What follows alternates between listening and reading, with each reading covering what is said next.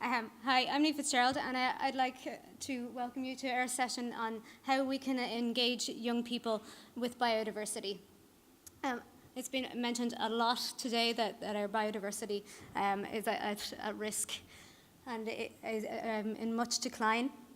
So now more than ever, it's important that we engage our young people in the rich biodiversity that we have here and the problems that face it, as well as the solutions to conserve it.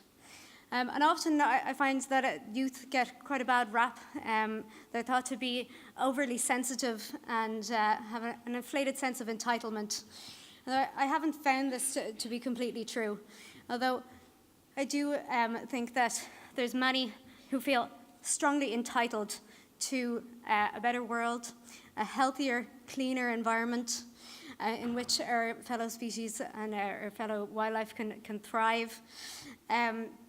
We also feel sensitive to the issues that surround biodiversity and are willing to speak up about them. So I really think this is a demographic that we need to empower and to engage for the future of supporting biodiversity and improving the situation at the moment. And I believe that the panel that we have here today reflect that quite well. We have a variety of young speakers. James O'Neill, who's a general wildlife enthusiast, photographer, and an artist. He's soon to start a PhD in woodcock in UCC. Jessica Hamilton, who's studying wildlife biology in Tralee IT, and also leads the Botanical Society of Britain and Ireland in Kerry. James Dunne here has joined us. Painfully taken a day off school from St. Michael's College to tell us about his experiences with the BT Young Scientists and what his school does for biodiversity and the environment. And then we have Clare Bromley for the National Parks and Wildlife Service, and hopefully she'll give us some wisdom from the educational programs that she runs in Glenveagh National Park. So if you give a warm welcome to our panel, and we'll hear first from James.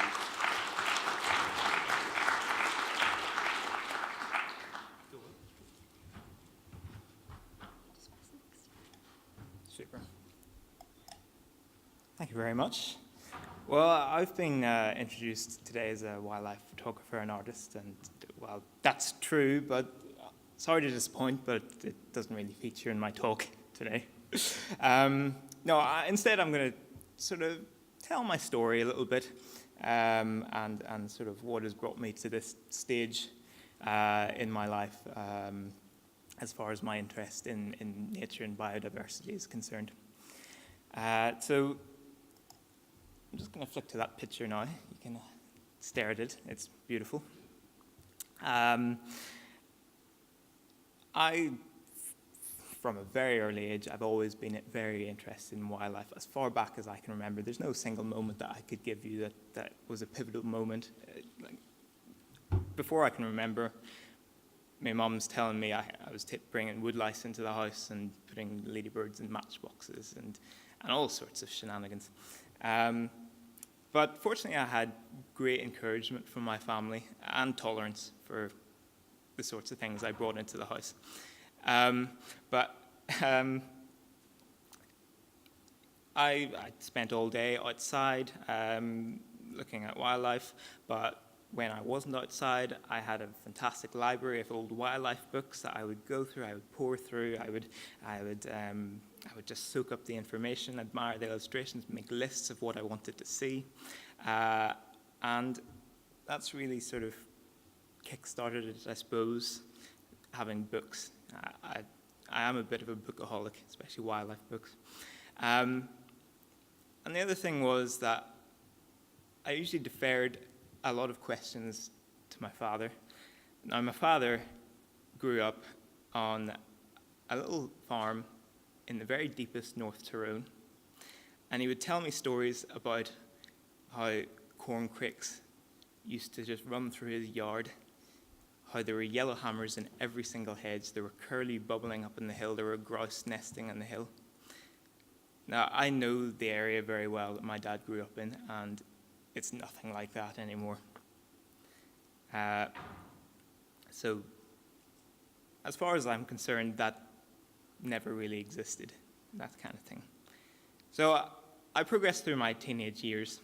I went to school, I had friends at school, but there's no one really there with any interest in what I was interested in. A lot of my free time I would just spend alone at home or out on the bogs or in the forests looking at moths and butterflies, bats and birds and badgers, whatever I could get my binoculars or my field glasses on, or a container over, or whatever I could capture. And that's pretty much the entirety of my teenage years.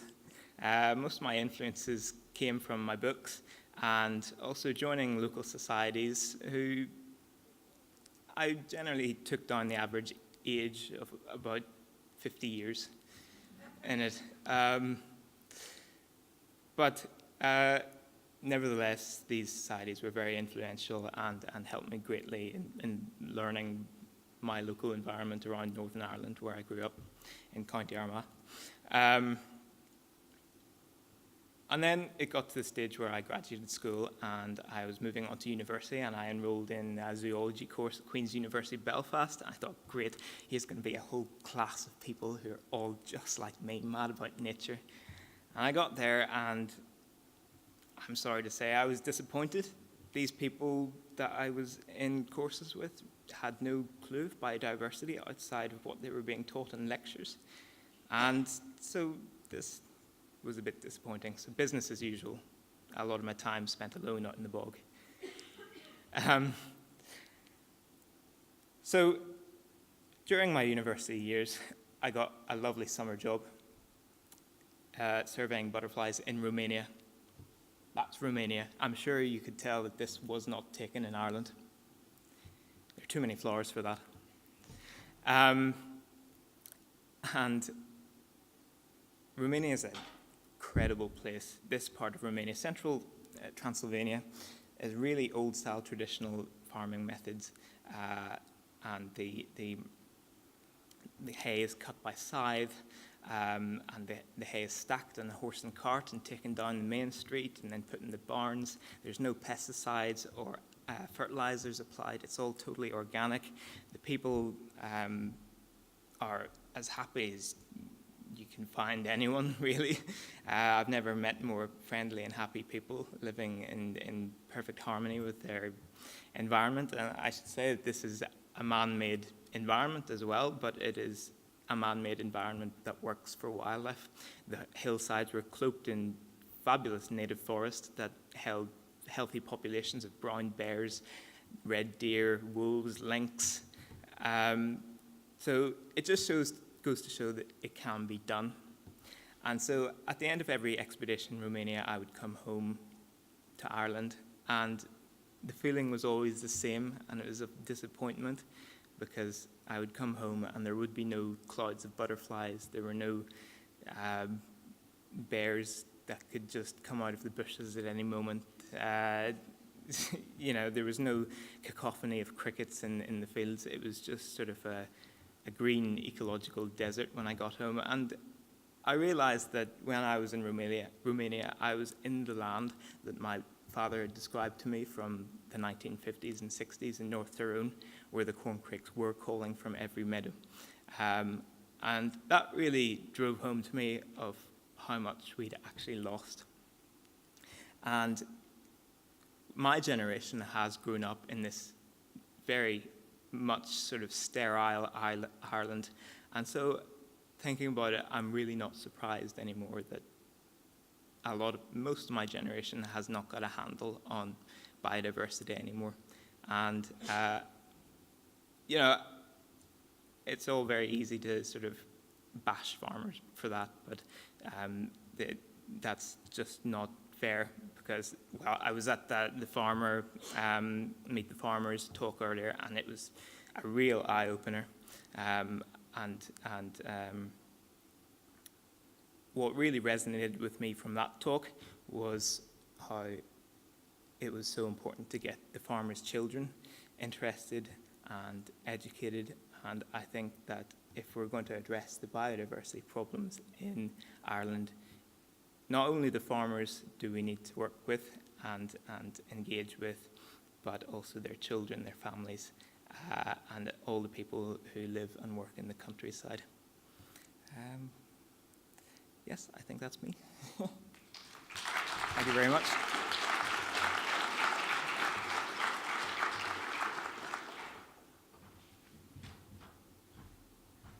Thanks for that, James.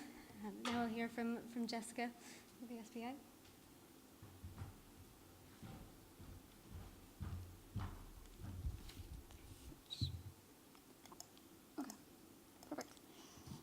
Hi guys. First of all, it's just great to be part of such a gathering of people who really want to make a change to our ecosystems and general health of our biodiversity in Ireland. And in light we're all trying to protect the heritage that we all have in this country. But just in who I am, first of all, I'm a final year wildlife biology student at I Teach Lee, and I run the local branch of BSBI Kerry. And then I'm owner of, it's kind of a website I'm kind of developing at the moment. Not quite finished, but I'm going to mention it slightly towards the end. Yeah, so where did it all start for me? Kind of similar to what James was touching on. As a child, I was very kind of outdoorsy, quite tomboyish. I always had a huge love of nature and animals, and I was inspired by great people like David Attenborough, Jane Goodall, Steve Irwin, and again, like James, I had stacks of books, and I still have stacks of books in my room. It's kind of like a library for myself. And even that little picture here of the top left-hand corner, we can see I used to collect snails, and I'd kind of create kind of snail hotels, if you will, kind of out of cardboard boxes and stuff, and they were quite elaborate actually. And this is my sister. I was trying to teach, or kind of show them to her at the time. She's now working in a bank, so I think that's probably the last time she ever touched a snail, but you know, we tried. And then there was a little kind of pigeon I rescued, and he lived on my dining room table for quite a while. His name was Pidge. He was quite cute. Yeah, so it's a little bit about the course. Yeah, I definitely need to give a shout out to the course and give it due credit because it's definitely funded and molded my values and my experiences within Irish wildlife and what's going on. Over the 4 years, we've covered a huge range of subjects, and at different points in the course, we had a field trip every single week. So we're out in the field, gaining hands-on practical experience, and we were meeting people on the ground who are, working with Irish biodiversity and trying to protect it. And we have a great range of lectures as well that, when people around you are all so passionate and they exude enthusiasm, it's really contagious, and that's definitely been just a fantastic thing to be a part of. Yeah, so just about the BSBI Kerry group, we set up in 2007 post the Kerry BSBI event. Our first outing was to Ross Island in the National Park in Clare, and we had 17 participants, which is a good number to have. And then in 2018, we had, I think it was in around 12 outings we had kind of spread throughout the year, and we had a range of participants from regulars to those who were just kind of able to kind of drop in when they were in the county or whatever. And it kind of just gets people out in the fresh air and appreciating nature, as well as contributing to the Atlas 2020. And just hopefully people can come out for the day and come away with a few new species that they didn't know before, and an overall appreciation of just the different plants that they might not otherwise take a look at. And if anyone wants to get involved or is in Kerry or whatever, I have my email there. We have a Facebook page. You just type in BSBI Kerry and come up there. That's my Twitter handle there as well. And if we're on Twitter, I kind of just tend to use the hashtag BSBI Kerry, so kind of all the tweets and stuff are kind of kept in the one area, so to speak.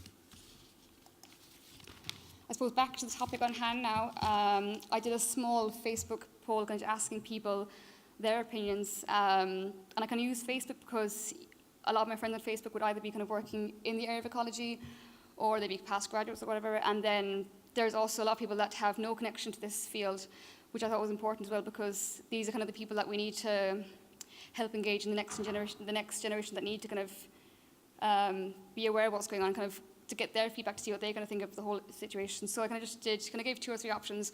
One was education. Is the education system that's wrong, or is the education system a factor in encouraging and engaging with youth? Is the government an issue? Is there lack of funding or something like this? Can we put more funding in? And there was other. I should have really given a caveat where people who say, they have to specify what they mean, because now there's kind of 7%. I don't know what they mean, but there you go. So you can see, the kind of the broad, the majority of the pie is taken up by education, so that was a huge thing. And then we have the government, and then we have the other 7%. My own thoughts, So I suppose myself, I'm always forever taken back by the beauty of our country, and our nature that's intertwined with it.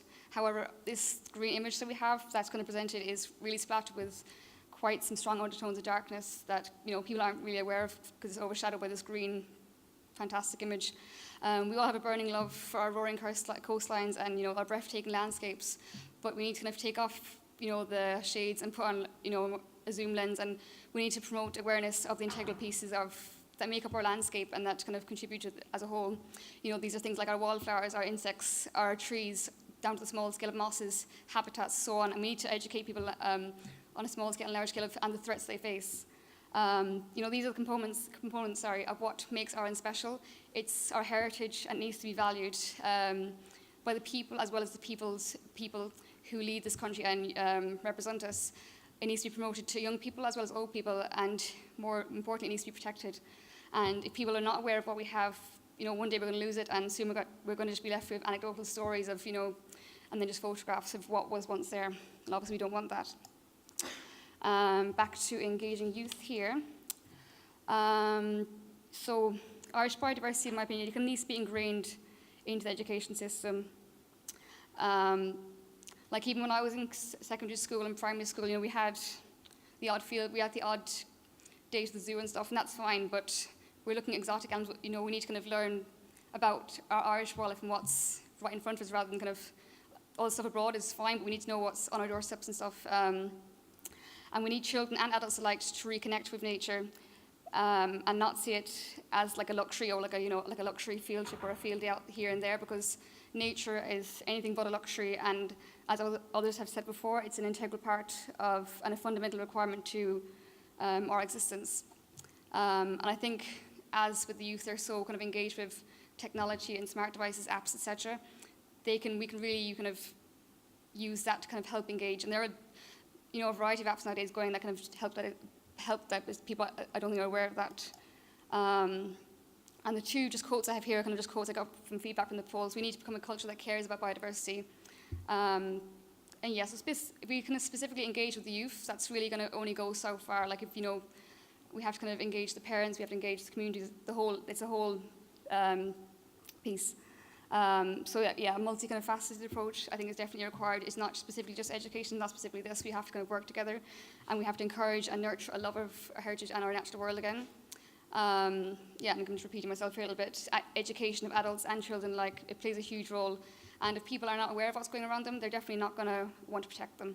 And this nature and the kind of the wow factor, which I've mentioned here. And so again, I'm kind of here back. We're looking at a fantastic landscape here. Oops. And this is of Innishuskart. And I think you'd all agree this is a really just a breathtaking image of a rugged coastline. It's kind of we're like, wow, that's amazing.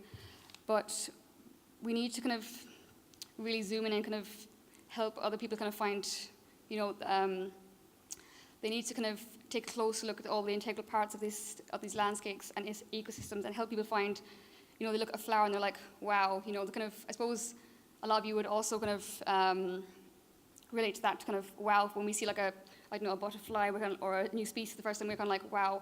We need to kind of help engage and encourage people and just kind of to help find their wow factor within nature again, I think. And this little quote I put in here is actually from my sister. She was just kind of mocking me one day when I was just looking out a window, and she was kind of like, you'd swear you saw the world for the first time each day. And that's kind of how I really do envision and feel about nature, because it's when you get down on the ground level and you kind of take a look at everything around you, even if it's just, it's our bugs, our flowers, it's kind of like, what an amazing composition of plants and everything we have here. But just, I think people need to appreciate it a bit more and take time to kind of really take a closer look. And this regards to our small things as well as our big things, down to our butterflies, our beetles, our caterpillars. Wherever there's that hairy molly, what's it gonna? Kids kind of want to kind of figure out what's that hairy molly going to grow into. It's going to be a wonderful moth, and that plays an integral role in the ecosystem. It's our little wildflowers on the side of the road that kind of people kind of scoff at or they kind of take no notice of.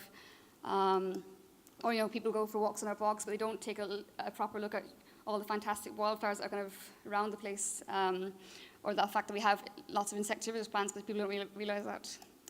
And then we have our butterflies, our bugs. And this is just onto my website here, which I kind of mentioned earlier on. I'm in the middle of kind of still finishing off, but it's more like an online kind of scrapbook for myself, just I tend to take quite a lot of photos, and I kind of want to have them somewhere rather than just sitting on a hard drive kind of doing nothing. So I'm going to divide it into 3 sections. I have an animal section, a section for landscape shots, and then the flora. And then we have, so there'll be a botanical gallery section, there'll be fauna, where I have my bee photos, wasps, hoverflies, etc. So for plants, I'll go by family and stuff. So this is an example of what the Orchidaceae kind of homepage will look like. And then down to another family, like the Violaceae family. And then into ladybirds, I'll go by species and stuff. And then just so people can have a little closer look at, their life cycles and stuff. And it's not really even just a collection of images. It's going to be like, oh, that's a fantastic image. Hopefully people can just have a look and be like, wow, this is what happens in order for a ladybird to become a ladybird. And then we'll have caterpillars, and then the moths and butterflies, and then this is an example of one of the species we have, the orange tip. So that's everything, and thank you for listening, guys.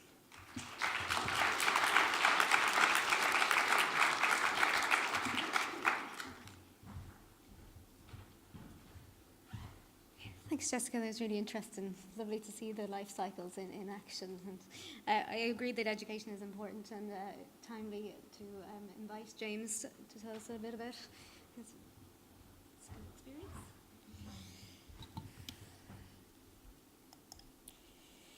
Hello, my name is James Dunne. I'm from St Michael's College, Green Schools. We're all about youth engagement. There's not enough of it in relation to biodiversity. We need to see more youth getting involved in biodiversity and becoming more interacted with it. In our Green Schools Committee, we have a very, I could say, proactive motto.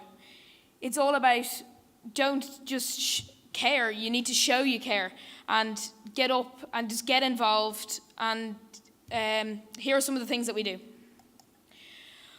One of the things that we do in St Michael's College is we have beekeeping.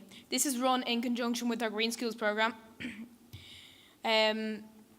Bees rely on humans, so what we've done here is we've created a habitat of bees, and we're introducing further pollination into our campus and into our local environment, which is very much benefiting the environment. The school allows anybody that is interested in biodiversity or in beekeeping to get involved in it, and it gives students a more engaged or better approach, hands-on approach to biodiversity and seeing exactly what it's all about.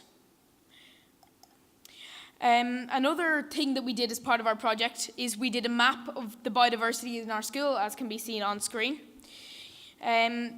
This shows the students, as they're walking by, all the biodiversity that is around them. So pictured on the map is all sorts of trees, plants, animals that are around in the school and around the students every day, and they can see that.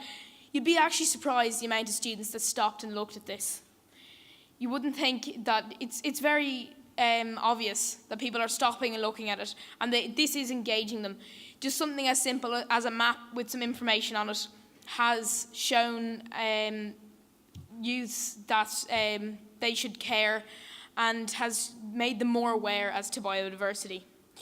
We did this by researching it. So we went around initially with our gardener around the school, and we got all the names of the plants and the animals that are in the area, and then we did a bit of research on the laptops and printed out it and a few pictures and stuck them on an architect's map of the school, and that can be seen there. Another thing that we do as part of our project is beach cleans. So a key thing that we do is beach cleans. We do it under the Clean Coasts programme. We do them on a monthly basis. We meet at Shellybanks in Poolbeg, which is in Dublin Port. We go out and we just pick up litter, even if it's for just an hour, but our best still isn't good enough.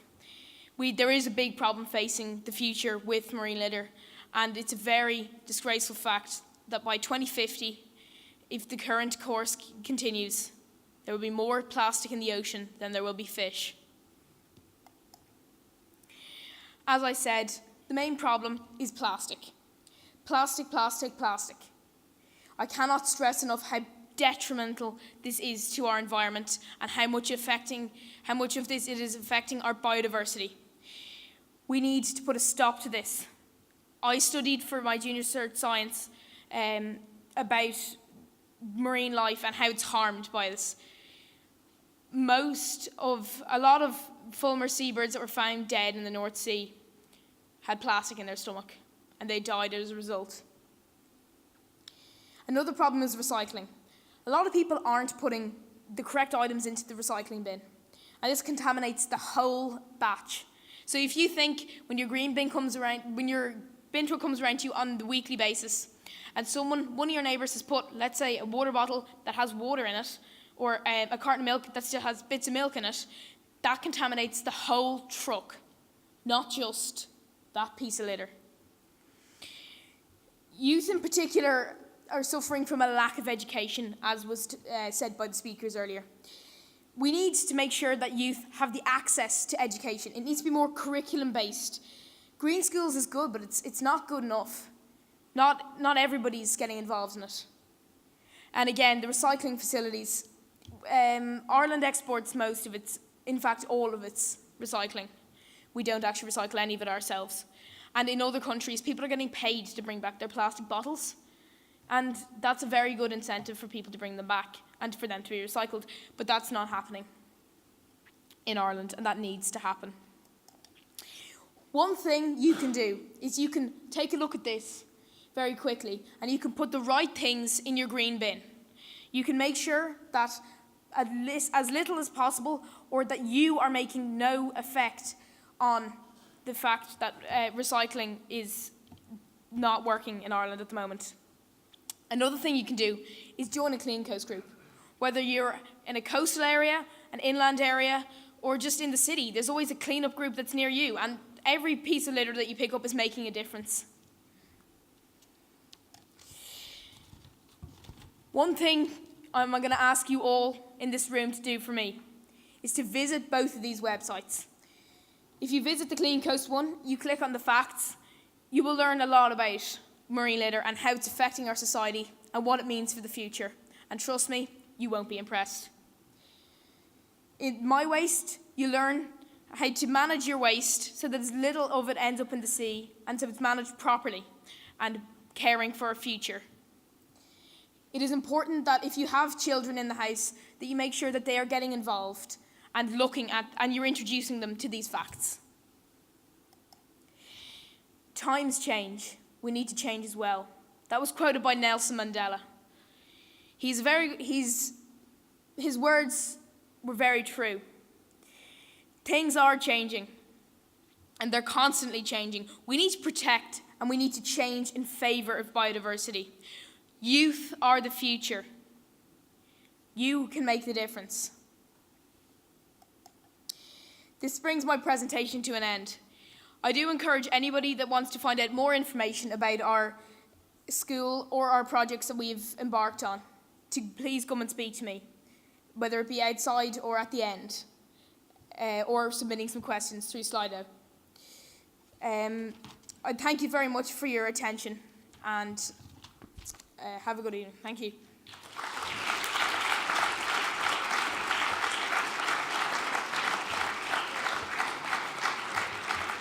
Thanks, James. That was an amazing show of how passionate youth can be and how it makes such a difference to have the young people involved. Imagine he's going to be the next generation that's driving forward policies, etc. That's more of what we need. And Claire's going to talk to us a bit about education and the importance of that.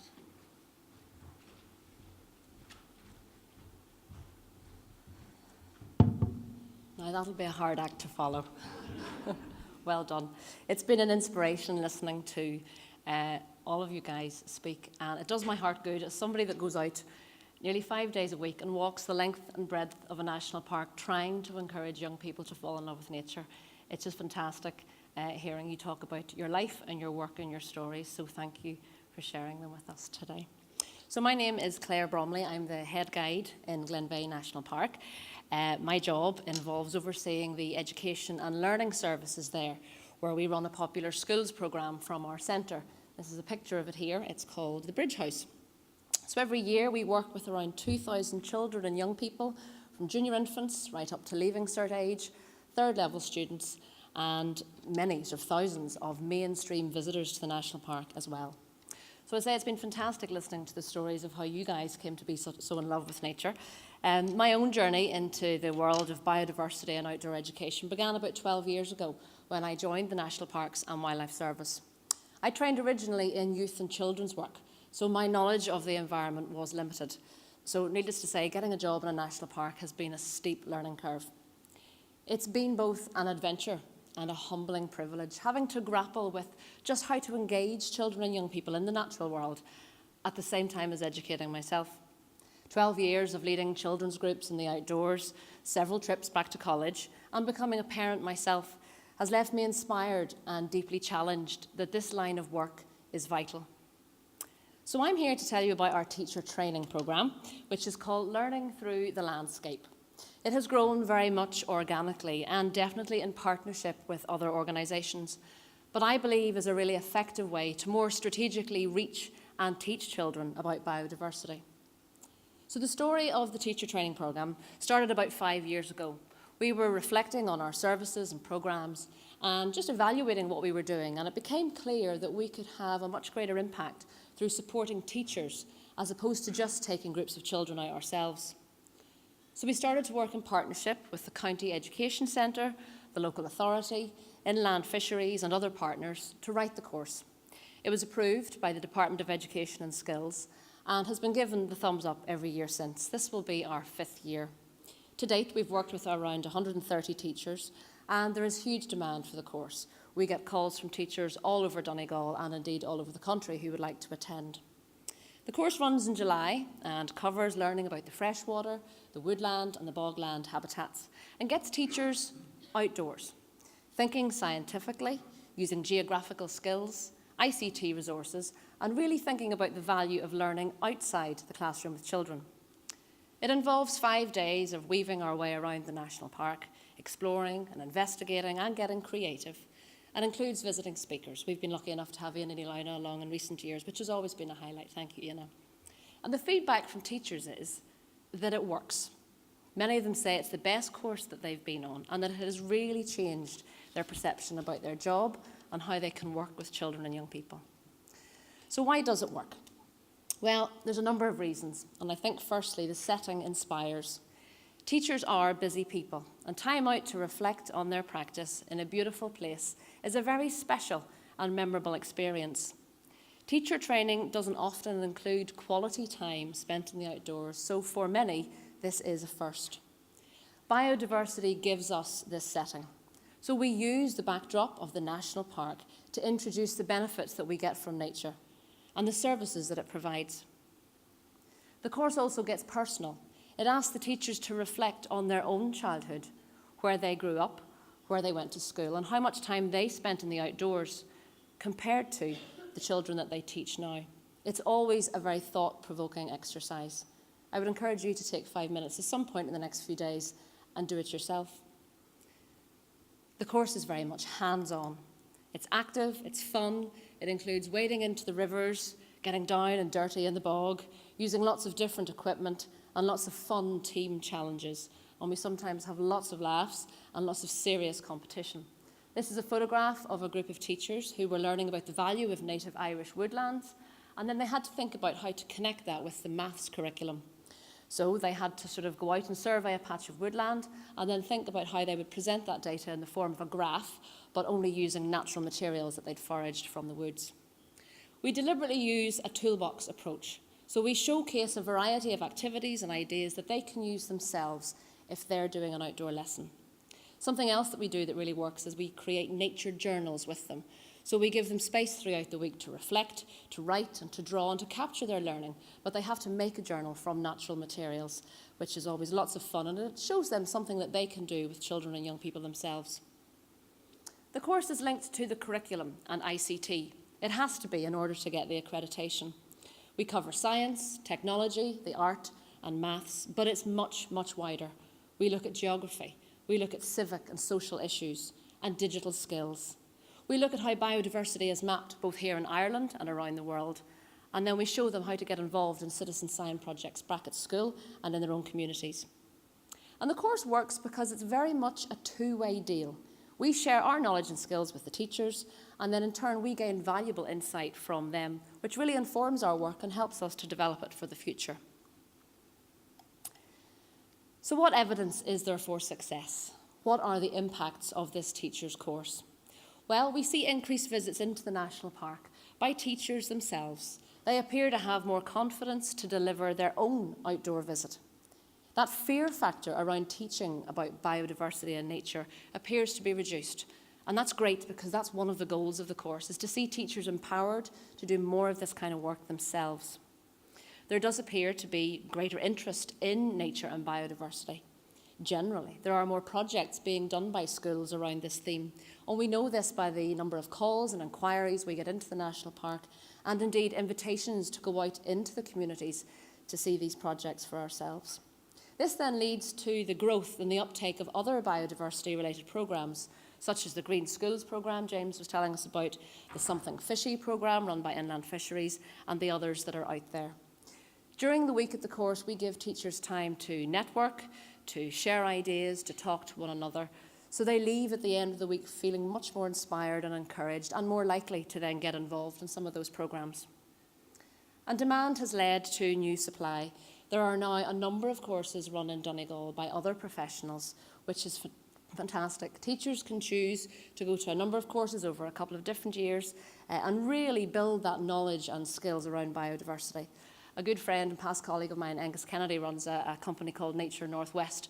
Do make a point of chatting to Angus later on today, because I know he does some fantastic courses from teachers as well. So we're seeing a real shift and a real change in the skills that teachers in Donegal have now around nature and biodiversity, and that's beginning to make a real difference. There's something lovely happens, I call it the ripple effect. Teachers come to the course for 1 week. They then go back into school in the autumn, and they are hopefully more committed to doing more nature and biodiversity lessons back in school. The children in those schools then go home to their families and talk about what they've been learning, and those families are part of a wider community. So 25 teachers for 1 week sort of has a much sort of wider impact than you might imagine, and that's fantastic to see. On the back of that then, we see return visits into the national park, we see greater attendance at some of our nature-focused events, and then when you talk to people at these events, much of that can be traced back to the word of mouth that has flowed from the teachers that attended the course. So it's great to see that kind of impact. This is a photograph of a Family Nature Awareness Day that we run in the national park, where we're teaching families all about the importance of butterflies and bumblebees and how to get involved in surveying them. We show them 2 of the transects that we monitor in the national park and encourage them to get involved. So attendance at these type of events has really improved, which is terrific to see. So we had a lovely day that day. The sun was shining in Donegal, which is always a bit of a bonus.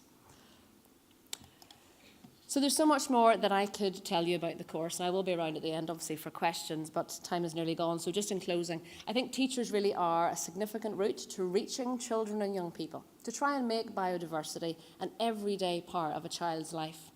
If you do the sums, do the maths, the reach is wide. I think it's good investment and great value for money. I think it is important to note, though, that there are other courses like ours running around the country that are equally successful. There are also thousands of teachers who are looking for valuable summer course experiences. So I think this is really an area for potentially more joined up thinking, more collaboration in order to have a greater impact, an opportunity to come together and network. Children and young people then, I think, are more aware of our environment now. And I think this is testament to the guys that are here today. We used to talk about nature deficit disorder. There was large volumes of research and many books written around this disconnect between children and the natural world. Maybe so, but possibly not entirely anymore. I think children are more clued up and plugged into what's going on in our world now. So it's a great time of opportunity to think about how we engage with them right now. However, I do think it's important that we work on how we take our local and national messages about biodiversity to them. Not just those global messages that are traditionally taught. I still meet a lot of children and young people and teachers that can talk knowledgeably about the hole in the ozone layer, the disappearing rainforest and the plastic in the ocean, all really important big messages, but who would struggle to talk much about our local Irish conservation issues. So that is a huge challenge to us as educators. So we're seeing great results with the teachers, and there's definitely an appetite for more. But the challenge will be, how do we meet this demand? How do we grow this type of work with limited resources given over to it? Our national parks and nature reserves can offer fantastic spaces and experiences for learning about biodiversity, but there does need to be better recognition of this and investment in this area. I would love to see our 6 national parks become centres of excellence for nature education, and in particular for CPD courses for teachers. At the minute, there's a lot of excitement and investment around the economic and tourism value that the parks have. But let's not forget that nature and biodiversity were there first, long before our big visitor numbers. We have an important responsibility, therefore, to make sure that our biodiversity messages and programmes are at the forefront of what we do in these special places, especially for the younger generation, who one day will be the future stewards and custodians of these sites.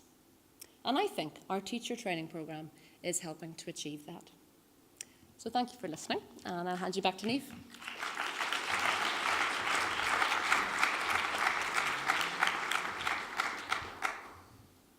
Thanks again to all our speakers. It was a wonderful selection of talks, and hopefully from the talks today and the discussions that we'll have now with the Q&A, we'll all go away with a better idea of how we can really engage with young people and the impact that can have. So I'm going to open up to the floor for questioning. You can also submit your questions through Slido, and there's a poll there too that you can submit to. Does anyone have a question on the floor? Could you stand up so the speakers can see you when you speak? Hello. I really enjoyed those talks, and my question is whether I might get help from any of the members of the panel or people in the audience. I'm involved in a project that was sponsored by the Community Foundation for Biodiversity for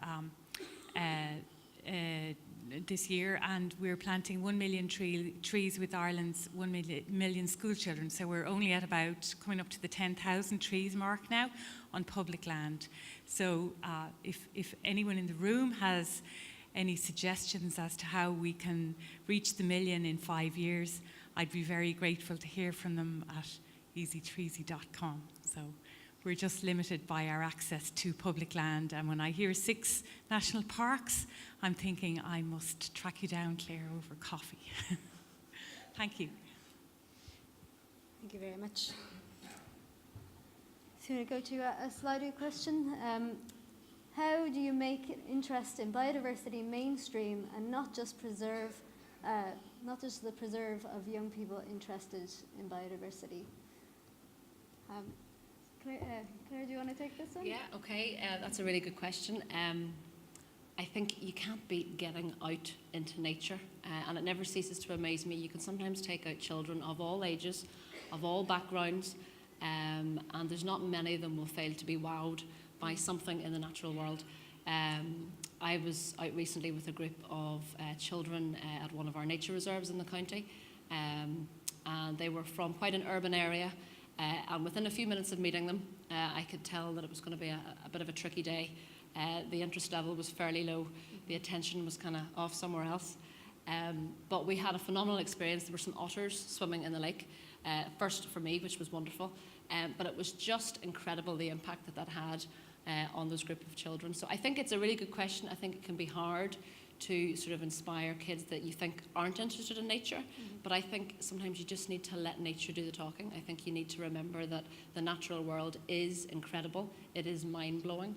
And sometimes we try to package it in such a way where we feel we need to attach all this extra stuff to it in order to make it appealing to children and young people. But sometimes just to sort of take it as it is, you'd be surprised how the rest will flow. Very good. Yeah, I'm gonna... Hi, Catherine O'Connell from the Bogavalla Nature Centre in County Kildare. I just was puzzling a little bit about some of the issues with reaching young people, and one of the things that we found works quite well is to go into a school and engage in a spiral learning approach where you would work your way up in the biodiversity league table from, because it's generally only 5th and 6th class in primary school that really go out and get mucky in a bog. The rest of them have to kind of stay in and prove their worth. So what we found is, by doing kind of some class exercises, some school ground exercises, and gradually working their way up, that seems to be quite a good way to do it, and it sort of sustains it, because otherwise when the kids come out of the school to the bog, they're having a great day and then it's all over, so that's one of the things that we find problematic. The second thing is that we often sort of question the commitment of government, and I think it's great that there's 6 national parks and they're all down the west coast of Ireland, okay, with the exception of Wicklow, but they're in the mountains, blanket bog areas. Within the raised bog area, we have a temporarily opened visitor centre at Clare. That's not really great because, some of the key issues where there's been confrontation between people and environment and biodiversity and turf cutting is surrounding raised bogs. So I think that's a little bit of a mistake that's there, and I don't know whether the last speaker, if you want to just comment on that in your influence as the head guide in Glenveagh. Otherwise, I'm very inspired by the 3 young people. We have a person we work with up at Gurley Bog, and you might say he's kind of a bit of a biodiversity nerd. That would be the way you describe him, mad into it all, and possibly gets slightly ostracised for it, but he's an ambassador for our particular nature reserve. None of us need to say a word. If he goes out, that's it, we've nailed it. So young people, the energy they have, the interest, in some way we have to be able to turn that around to work it for the system and for what we're trying to do. Because I think even the Michael, is it from St. Michael's School, that the way you talk, I wish you'd, you're a Taoiseach, you'd be fantastic. And even the other experiences are great as well. Thank you very much. Question over here, can we get a mic?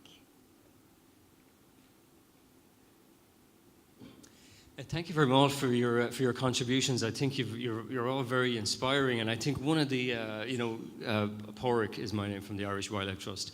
There's so much bad news out there that one of the few areas that I find to be quite inspiring is to see young people around the world now really making their voice heard. So my question for you really is about the school strikes that you've surely have noticed, and I'm wondering how do you feel about that? Are these conversations that are happening in your school? Because I can sense your frustration that you really need to get out and start banging tables. Thank you. Yeah, well, we have had interest from other people in relation to the strikes, and I've spoken to other people, especially one of the leaders whose name is Flossie Donnelly. She led a junior school strike in the last couple of weeks, where they striked against climate change, and it really does just go and show that youth cares about biodiversity. And I mark my words, I do not think a lot of ministers or a lot of government people realise that the amount of people, that amount of youth that are out there that actually know about biodiversity and actually care. There's a lot about engaging youth, but there's a lot of youth that are already engaged and that are already caring, and they're out there. And I suppose my personal feeling towards the strikes is that they're very good, and I think they're effective, because it shows that young people need a voice, and I don't think we're being given that. It's good me standing up here today, but when it goes back to the governmental level, youth don't have a voice. We have no say. Voting age is 18. I'm very much in favour of being 16. And they say it's because, youths will just vote, they don't know, but the people that don't know won't vote. But youth need a voice, and by striking and all those strikes, that is showing that youth have the power to have a voice and deserve a voice.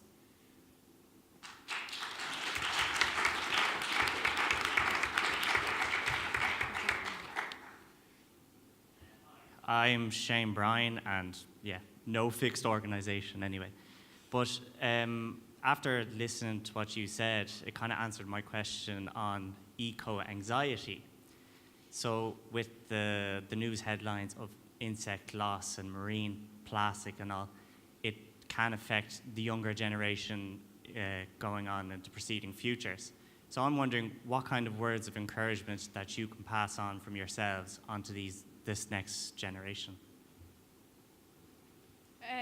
Well, for me, I suppose a way that I would do it would be a lot of young people are, as I see on the Slido about screens, a lot of people are stuck into their phones and they're all playing games.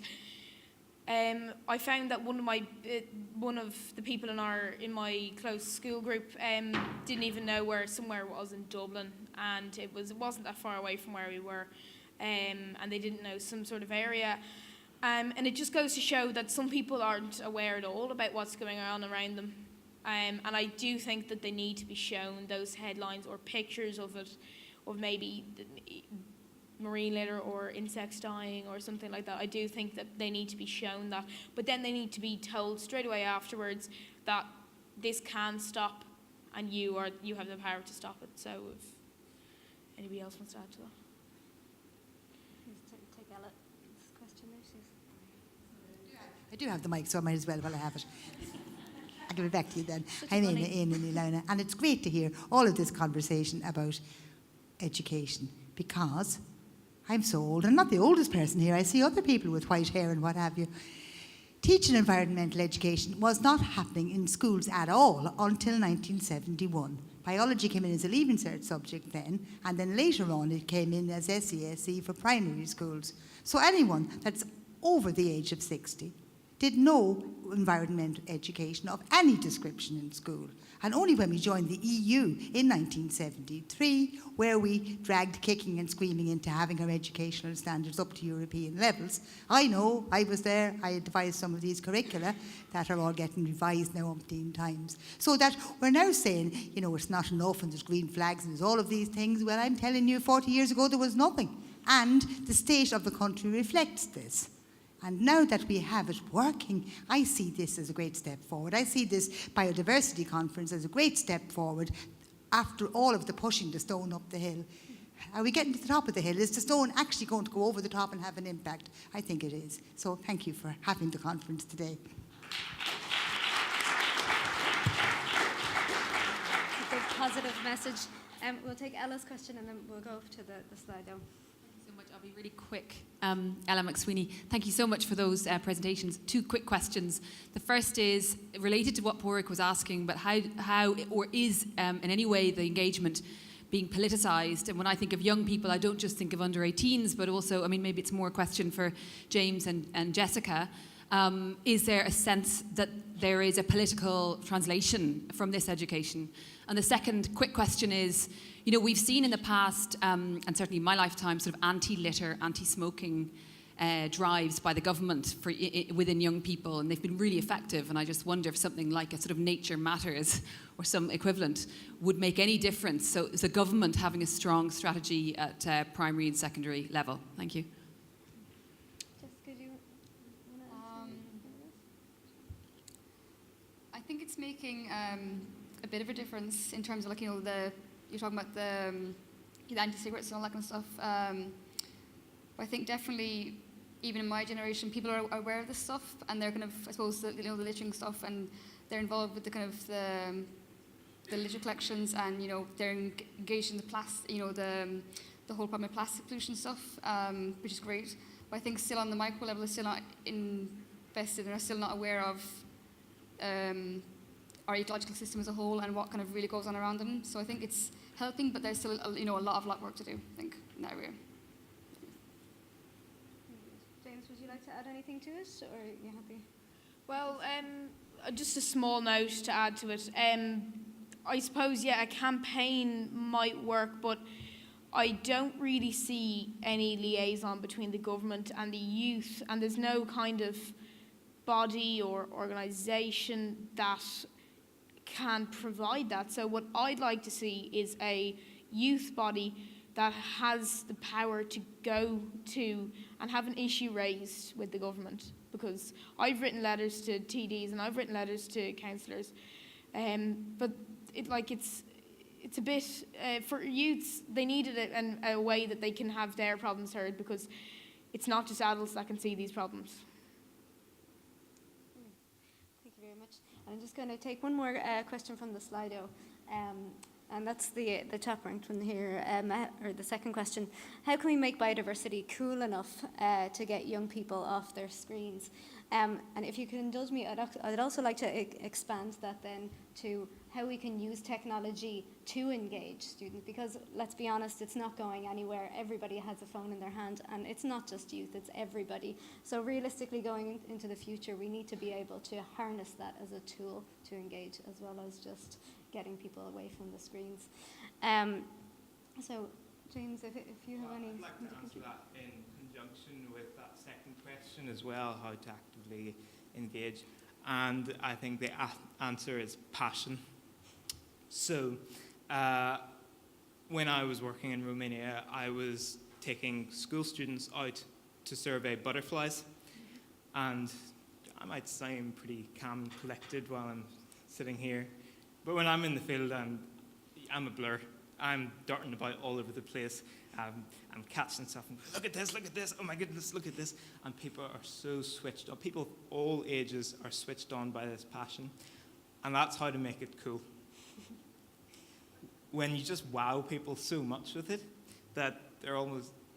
People were coming out to Romania who had no prior interest, and they just had their eyes open. And one of the reasons they were giving was just the passion shown by the members of staff on this expedition, who really sort of managed to open our eyes to what goes on in the world. So that would be my answer. Just make your passions for the natural world known. Don't hide it away. Pass your enthusiasm to Yeah, other people. that's it. And then, would any of the rest of you like to contribute on how to engage more through technology? Yeah, there's lots of resources already out there that people might not necessarily know about. Like there's one called, I think it's My Plastic Footprint, and it measures, you've heard of your carbon footprint, but it measures how much plastic you use. And it makes little, it's quite cool because youth can use it or kids can use it, and it shows interactive videos, and it basically just enables people to, in a more technological reliant world, to use it to aid them using way less plastic, and gives them alternatives as well.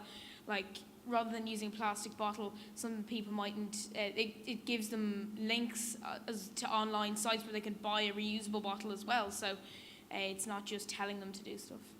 Very good. And Jessica, you're obviously active on Twitter and that, and you've set up an online. Do you think this is important in getting messages out there, things like Twitter, Facebook, etc.? Does it help people to connect with the problems that are Yeah, like I think social media obviously is a huge thing nowadays, and like technology said, is not going away. Yeah, so I think it's a good way of engaging with people. I think again, kind of what James was touching on about, it's fine being online and it's, it's being, us having the apps and having the website. But I think people need to have a reason to use the app, if that makes sense. To kind of, they're not going to necessarily use it unless you have that reason to use the app. Like we have, like the National Biodiversity, they have their app, for recording stuff. And that's great that it's there, and it's a really good resource. And I think it will be a great tool for the youth engagement stuff. But I think people have to really experience, or again see that passion, and see people going like, oh my God, this is just like look at this kind of thing. And I think a lot of kind of leading by example really helps. And again, just showing off your passion and stuff. And just I think kids and young adults and children, like they need to really experience nature, especially maybe like in a kind of tactile and sensory way. Like when I was doing my work placement in the national park, I helped out with the kids' summer camps, and they were like school trips. I think they were like a biology base for kids in primary school, I think. And one of the best parts for the kids that I saw that they enjoyed the most, and to be honest, I enjoyed the most too, was when we went out into the woods and we would do some just sweep netting and stuff, and the kids really got to have a hands-on approach of just the pooches and everything, and then that's how they would be like, oh my god, what's this kind of thing? Because I really like books too, so I was like on their level with them in their terms of excitement and stuff. So yeah, I think they really need to experience nature before they necessarily get a proper hold on and connecting with on social media, because I think social media is great and it's a great way of educating people and a great way of sharing issues, but I think kids and just people, they need a reason to pick up the phone, or not, I know the phone's probably in their hand already, but they need to have a reason to press and open the app. So yes, I think leading by example and passion is just I think starting. I'm just going to reference my sister here now. Like I said, she works in a bank. She has no real interest in this area, but it's just kind of funny just from hearing me rabbiting on, and I bring a lot of bugs and stuff into the house. And first of all, she's kind of like, oh, there's another bug kind of thing. Or she looks in the fridge and she's like, oh wow. But then it's just funny. The last day we went for a walk and she spotted a ladybird. And she was kind of like, can you help me, send that into the, can you help me record that? So it's kind of just, I think, leading by example, and just those kind of moments are really special to me. So I'm kind of like, oh wow, it's only like a small difference I'm making, but I'm kind of like, even if she wants to send in something like ladybird, I'm less like, it's working on a small scale. So I think, yeah, that's it. Sorry, can I just add one small thing? On the new junior cycle curriculum that's come out, it's kind of already been on it, but it's on it a bit more inclusively about the study of a habitat. So as part of the study of a habitat, students for the junior cert are now going to have to go out and use the pooters and the pitfall traps and get it more hands-on and examine a habitat more hands-on. So that's more a good improvement that's been made within the last few years. Fantastic. I might just say also that if you can't get the young people off their screens, and put the biodiversity on the screens. Yep, force it into via the screens. Yeah, I think there's growing resources out there in which to do that. So a combined approach seems to be the best way, and I think it's an important message for everybody to take home, to just get out there and enjoy it, whether that's through the lens or just through your binoculars or your naked eye. That's the most important part, to get out there and get engaged with it, and the youth engagement will follow, I think. Can you give a round of applause to my panel again? Thanks a million.